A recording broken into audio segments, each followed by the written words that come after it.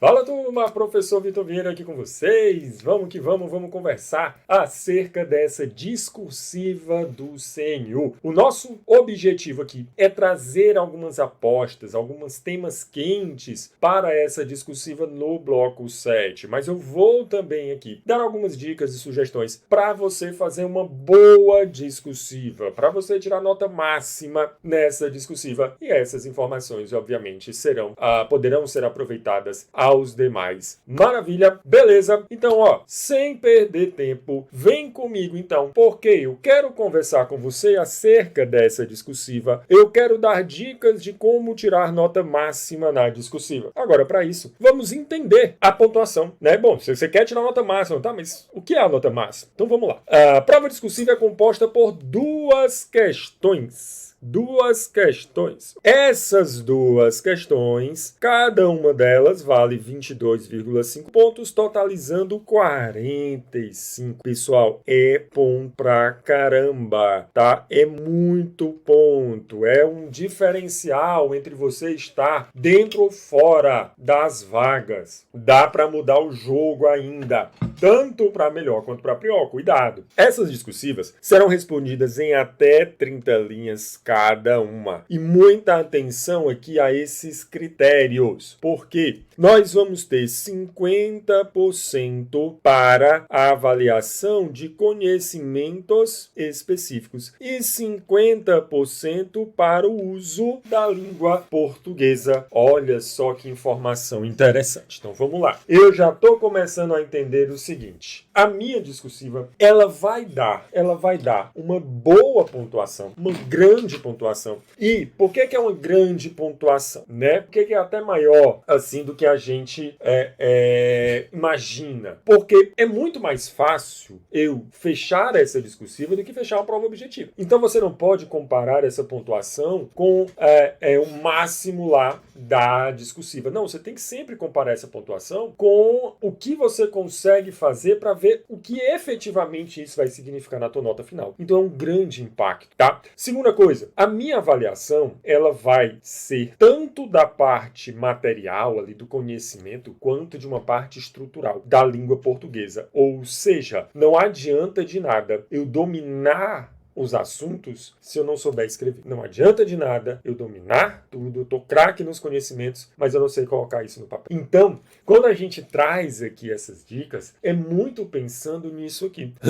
Tanto nos conhecimentos, que é o que a gente vai fazer, a gente vai dar algumas dicas, né, algumas apostas, temas quentes e tal. E aí isso vai ajudar você a direcionar os seus estudos para essa prova, mas também e principalmente nessa. Então vamos lá com algumas dicas rápidas. Olha só. Primeiro, seja objetivo. Nada de ficar enrolando. Concentre-se em responder os pontos solicitados ou aspectos selecionados. Veja, o que são esses pontos solicitados? Como é que vai ser isso? Imagine lá a tua prova. A tua prova, ela provavelmente vai vir do seguinte, ela vai trazer lá textos que a gente chama, né, de textos exemplificativos, né, para você ter uma noção, né, eles vão dar ali uma base para que você consiga iniciar a tua resposta. E aí ela vai fazer perguntas. Ela pode trabalhar de forma do seguinte,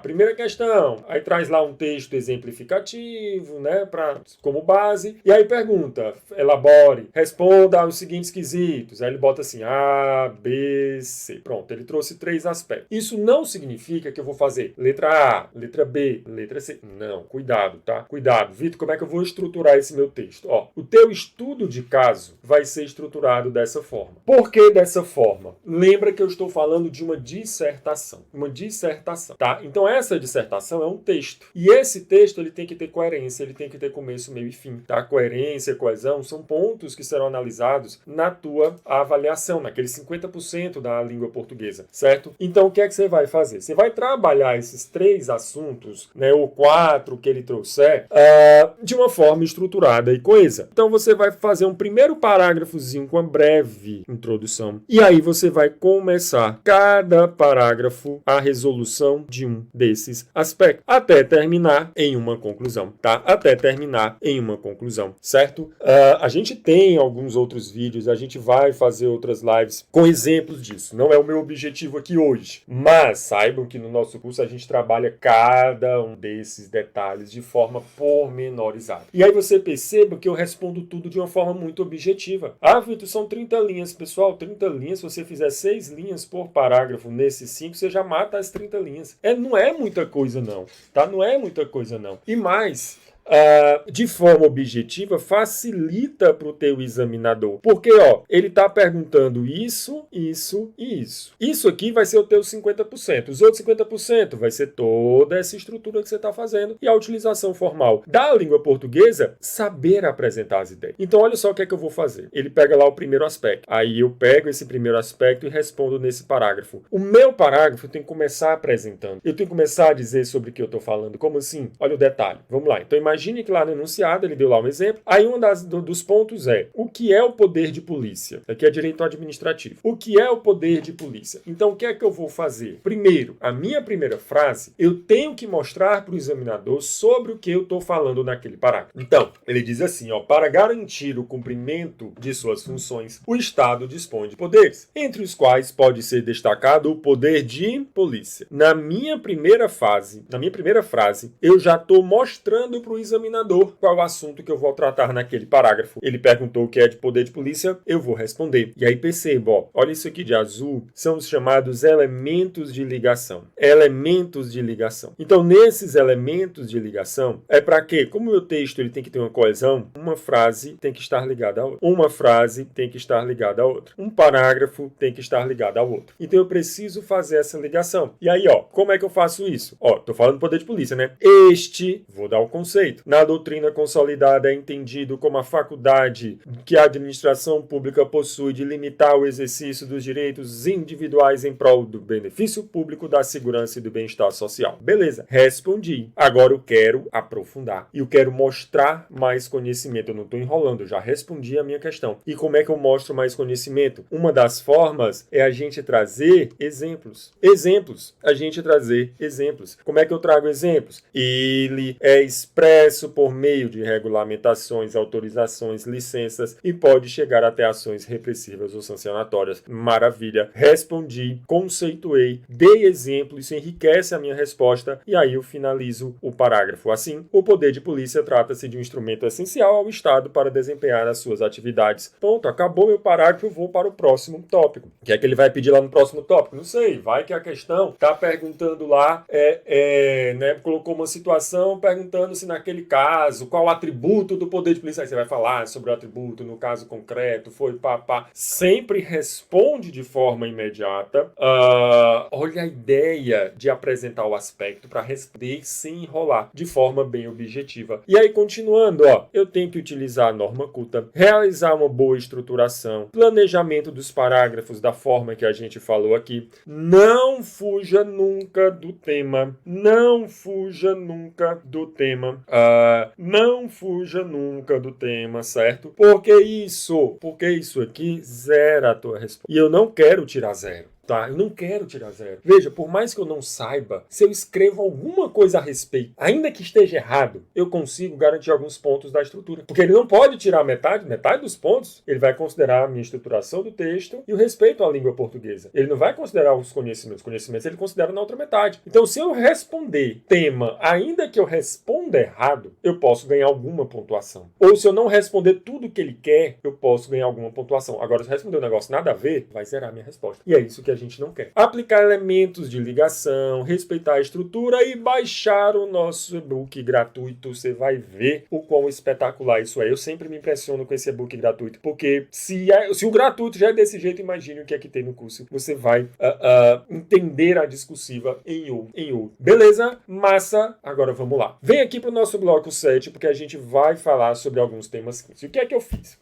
Até para justificar a escolha dos temas, eu trouxe o edital, e aí eu separei separei alguns pontos de destaque em cada um dos eixos temáticos desse bloco. E dentro desses eixos temáticos eu vou indicar alguns pontos que podem eventualmente ser cobrados. Primeiro desse eixo temático, ele traz a ideia de gestão governamental e métodos aplicados. Uma ideia de planejamento estratégico, uma ideia de gestão estratégica. E aí um ponto bem bacana, um ponto essencial é conhecer essa análise de cenário, entender aí essas avaliações desses ambientes internos, ambientes externos. Olha outro ponto bacana, ó, modelo de gestão de projetos, tá? Gestão de risco. Por quê? Aí vamos lá, vamos ligar tudo isso aqui. Avaliação de ambientes interno e externo, gestão de risco, contratações públicas. Por que não? Contratações públicas, porque olha só, eu estou falando de contratações na área de defesa, justiça e segurança. Então veja, como é que eu ligo todas essas situações? Primeiro, essa questão do planejamento. E aí, para falar de planejamento, lembra lá da história da análise SWOT, né? E aí você vai ter aqueles aspectos internos e aspectos externos a serem analisados. Pontos fortes, pontos fracos, oportunidades e ameaças. Qual é a ideia disso aqui? A ideia é fazer... Eu só posso planejar se eu conheço o ambiente em que eu estou inserido. Isso dentro da ideia de tratação é muito importante. Por quê? Porque esse planejamento vai permitir, por exemplo, que eu faça essa gestão dos riscos de modo a ter contratação mais eficiente. Em que sentido? Ora, eu estou falando de áreas sensíveis, então, primeiro, eu vou reduzir custos. Eu vou garantir a obediência à lei. Eu vou ainda evitar, por exemplo, vazamento de informações. Eu vou evitar transferências externas ou influências externas, né? Então veja, se eu tiver a coisa mal feita, olha a ligação que eu consigo fazer com vários tópicos essenciais. Pô, estou falando de gestão governamental. Eu preciso de um planejamento. A própria Lei 14.183, a nova lei de licitações, ela trata dessa fase de planejamento com uma ênfase muito grande. A questão da gestão de riscos, definir quais são os riscos que podem ser encontrados, como é que eu vou fazer a distribuição desses riscos, e isso tudo é muito importante. Gera uma contratação eficiente, eu consigo reduzir, consigo evitar prejuízos no cumprimento do meu contrato, eu viso aqui uma obediência à lei, eu evito vazamento, enfim, eu posso fazer toda uma análise da importância desse planejamento e uma gestão de riscos para uma contratação eficiente na administração pública. Maravilha! E Vitor, vamos ligar isso com outros eixos, vamos? Olha aqui no eixo 2, pontos bem bacanas, porque ele fala de segurança, fala de defesa, mas principalmente ambiente internacional e tecnologias emergentes. Olha outro ponto muito atual, muito bacana. Por quê? Porque eu estou falando de uma segurança internacional. Não é simplesmente eu garantir uma segurança interna. As ameaças não vêm mais só de dentro. E se antes a gente falava sobre ameaças, por exemplo, de cartéis de drogas em outros países da América Latina, enfim. Hoje não é só isso. Não é mais essa questão somente da fronteira. Eu vou olhar também para uma ideia de cibersegurança. Cibersegurança. Ou seja,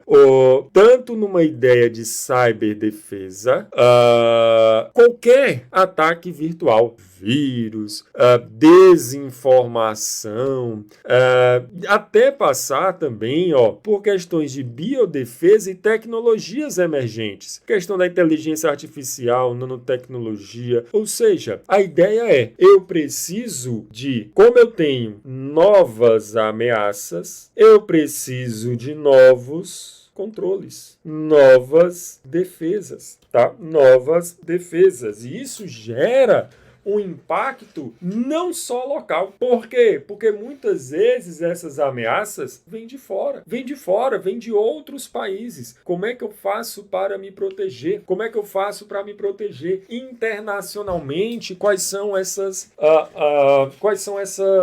medidas a serem tomadas? Como é que nas fronteiras o Brasil pode, combater o avanço dessa criminalidade? Enfim, tem muita coisa. A própria ideia que ele fala de mudanças climáticas, implicações e consequências para setor de segurança, setor de defesa, olha que interessante. O que é que tem aí de relevante? Detalhe, ó, ele fala de a questão da inteligência artificial. A inteligência artificial por si, ela gera um impacto climático muito grande, ela precisa de energia, ela precisa de muita água, ela precisa de um poderio energético muito grande para funcionar. A gente tem, então, dentro desse eixo 2, um ponto muito em voga que você precisa, dá para tirar muita coisa. Então, o que é que eu trabalharia aqui? Eu trabalharia especialmente esses conceitos. Conceitos envolvendo segurança internacional, conceitos envolvendo a cibersegurança, conceitos envolvendo ciberdefesa, conceitos envolvendo biodefesa, conceitos envolvendo, enfim, essas tecnologias emergentes, direito internacional, vai ser algo que vai enriquecer demais a tua resposta em eventual questão nesse eixo 2, tá? Então, por exemplo, ó, cibersegurança, você vai ter que saber que cibersegurança é o conjunto de práticas, tecnologias e políticas voltadas à proteção desses sistemas computacionais, redes, dispositivos e dados contra acessos não autorizados, ataques ou danos. E aí, ó, eu tenho que permitir, dentro dessa ideia virtual, uma garantia de confidencialidade, integridade, disponibilidade,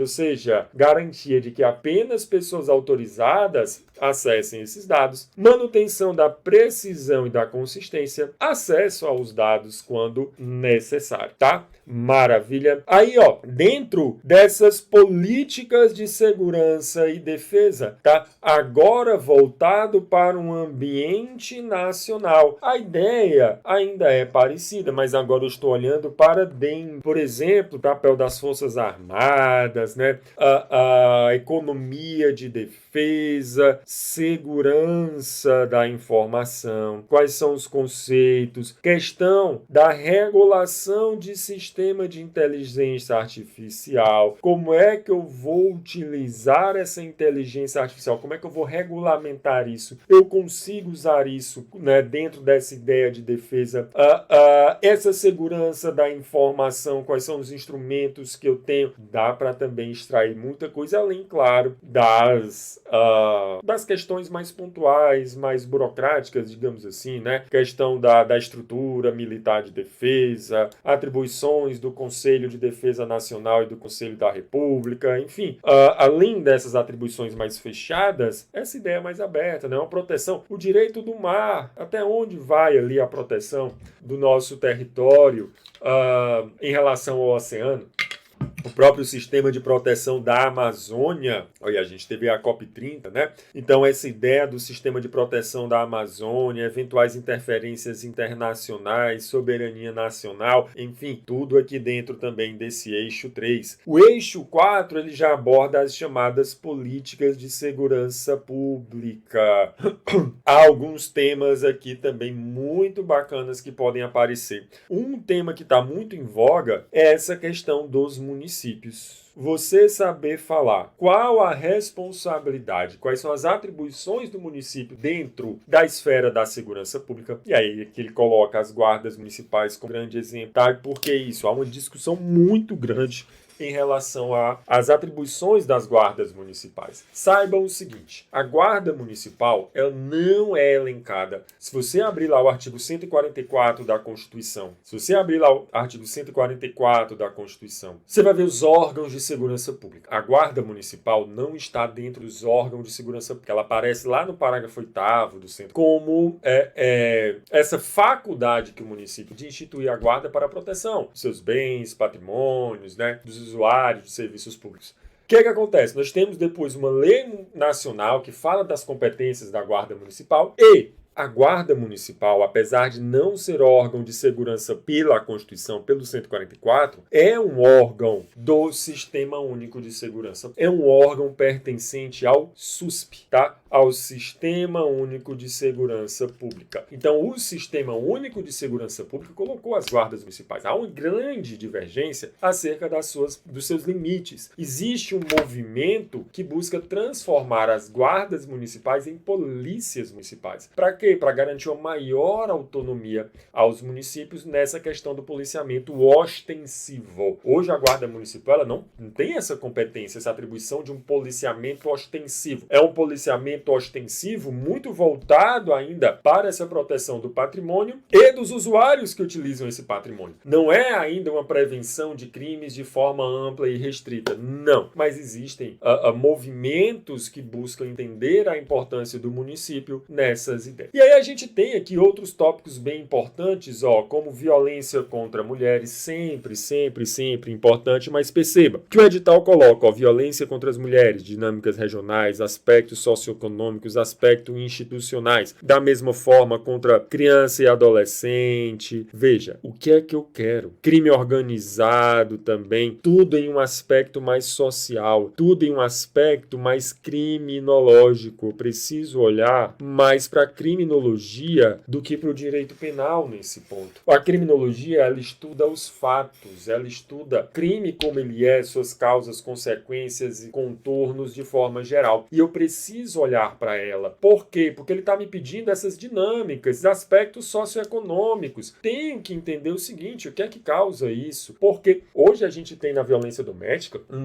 um ponto muito negativo. Por quê? Porque nós temos o crime de feminicídio como a pena mais alta do nosso Código Penal, que é um crime que hoje ele tem uma pena máxima de 40 anos. Vitor, e por que isso é negativo? Não tem que punir mesmo? Não. O negativo é porque eu preciso, essa lei foi uma lei recente, e eu precisei ainda, se não me engano, 2024, ter um aumento nessa pena. Significa o quê? Significa que todas as medidas que a gente já tem, todas as proteções lá da Lei Maria da Penha, toda essa dinâmica social na busca de evitar esse tipo de violência, não tem surtido efeito. Porque para o direito penal aumentar o rigor, significa que ele está precisando aumentar esse rigor. Então isso sociologicamente é muito ruim. É muito ruim não o fato de ter aumentado, mas a razão desse aumento. Deu para entender essa ideia? Então, é um ponto que continua sendo um ponto muito importante. Aí tem a questão de crimes organizados, a questão de crimes transacionais. Olha como eu posso ter esse conceito, é muito importante. Saibam esses conceitos, tá? E as legislações que envolvem o crime organizado, desde a Convenção de Palermo até o Código Penal, a lei do crime organizado, entenda o que é o crime organizado, como ele atua, essa questão internacional para a gente conseguir fazer, né, uma ligação com os outros blocos, né? Como é que eu vou combater o crime organizado se ele tem sede em outro país? Como é que eu vou combater um crime organizado se ele está enraizado em todo o país? Vai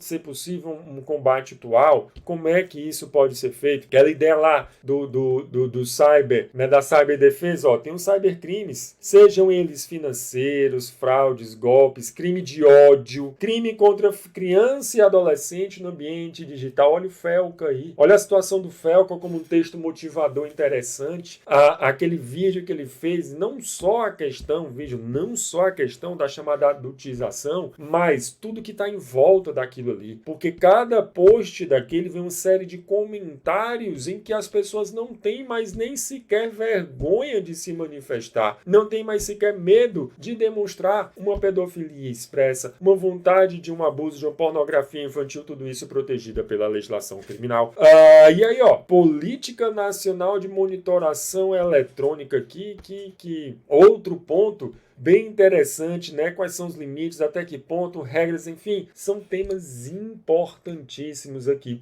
dentro desse eixo 4. E aí, quando a gente finaliza aqui no eixo 5, eu já tenho aqui um acesso à justiça de forma mais ampla. Pontos bacanas, atuais, migração e crise humanitárias, enfrentamento ao tráfico de pessoas, olha os crimes contra o Estado Democrático de Direito Pessoal, conheça o Código Penal, o título novo, mais recente, que fala sobre os crimes contra o Estado Democrático de Direito. Isso está em voga. Nós tivemos a condenação do ex-presidente dentro desses artigos do Código Penal. Então, preciso conhecer o que está rolando aqui. Porque e também a questão da regulação dos serviços digitais, né? Essa ideia de um extremismo violento nas redes sociais, a prática de crime. Por que eu preciso de uma regulação? Se a regulação ela afeta direitos interesses individuais, ou se ela vai servir para proteger esses direitos e interesses individuais, tudo isso serve aqui como base para eu ter uma grande resposta a temas importantíssimos. E desde lá do começo, eu ia mencionar lá no começo, eu acabei não mencionando, mas olha ela aqui, LGPD, importantíssimo, conhecimento da LGPD, nem que seja dos seus aspectos introdutórios, tá? Vitor, eu nunca li LGPD, nem para objetivo eu estudei, dê uma olhada nos artigos 1º a 8º, no mínimo, certo? Para quê? Para você ter pelo menos essa base. Se você nunca estudou LGPD, você já tá fazendo isso errado, precisava ter estudado. Vem chegar até aqui, não, beleza, então estuda pelo menos o artigo 1º a 8º. A questão do marco civil da internet também, tudo isso vai te dar um embasamento muito para uma discursiva nesse. Maravilha! E aí nos nossos preparatórios você tem discussão de critérios, apostas, estratégia de estruturação, o que é que o corretor busca no seu texto, os exemplos bem contextualizados, aplicação de palavra-chave, articulador, como eu consigo a melhor nota quando eu não sei de nada. A gente trabalha isso também. Você vai ver muitas questões de provas anteriores, muitas questões inéditas, tudo isso em videoaula e também PDF para o que lhe couber. Maravilha, beleza, turma. Era isso aí que a gente tinha para conversar hoje. Espero que tenha sido um encontro produtivo. Fico sempre à disposição de vocês. Não deixem de seguir aqui, de se inscrever no canal aqui do Científica, para que você já fique informado, né, de mais encontros como esse. Deixe aqui seu comentário, compartilhe, curta. Muito obrigado pela atenção de todos. Um forte abraço e até a próxima. Valeu!